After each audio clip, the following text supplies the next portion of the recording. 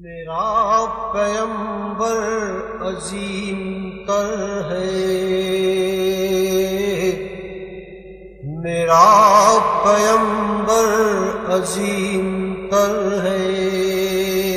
جو اللہ کی راہ میں 1 روپیہ خرچ کرتا ہے، اس کی مثال یوں ہے کہ جس نے 1 گندم کا دانہ زمین میں بویا، زمین کے اندر ڈالا، اور اس سے پھر 7 بالیاں نکلتی ہیں، 7 سٹے نکلتے ہیں۔ ڈالا کتنا تھا؟ 1 دانہ، نکلے کتنے؟ اور ہر بالی پر، ہر سٹے پر 100 دانہ ہوتا ہے۔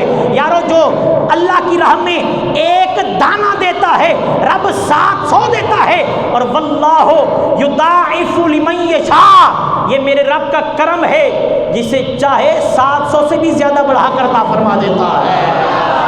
نبی کریم صلی اللہ علیہ وآلہ وسلم ارشاد فرماتے ہیں جو بندہ 1 روپیہ رب کی راہ میں خرچ کرتا ہے، 1 درہم، یہ 1 دینار کرتا ہے، 1 روپیہ خرچ کرتا ہے، اللہ تعالیٰ اسے 1 لاکھ خرچ کرنے کا ثواب عطا فرماتا ہے۔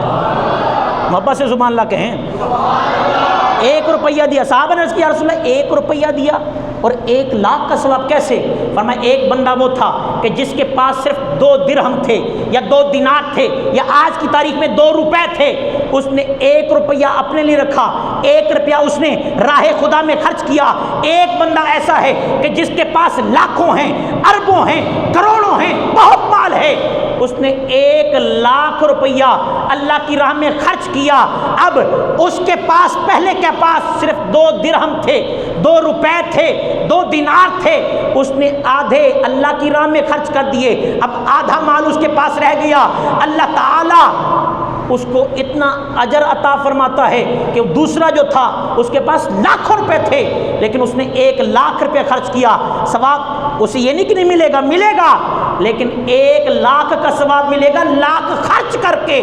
اس کے پاس تو صرف 2 درہم تھے، اس نے 2 درہم میں سے آدھا مال دے دیا، 1 روپیہ دیا ہے، اللہ 1 لاکھ کا ثواب عطا فرماتا ہے۔ نبی کریم صلی اللہ علیہ وآلہ وسلم ارشاد فرماتے ہیں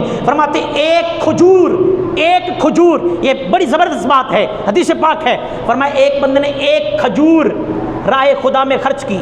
1 کھجور کی کیا حیثیت یار؟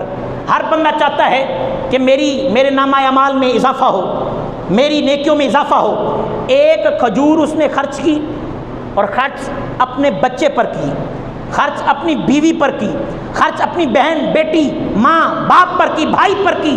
کہتے ہیں قیامت والے دن جب وہ مر جائے گا، مرے گا، دیکھے گا نفسا نفسی کا عالم ہے، ہر بندہ پریشان ہے، ایک نیکی کے لیے ترس رہے ہیں، ایک اجر کے لیے ترس رہے ہیں۔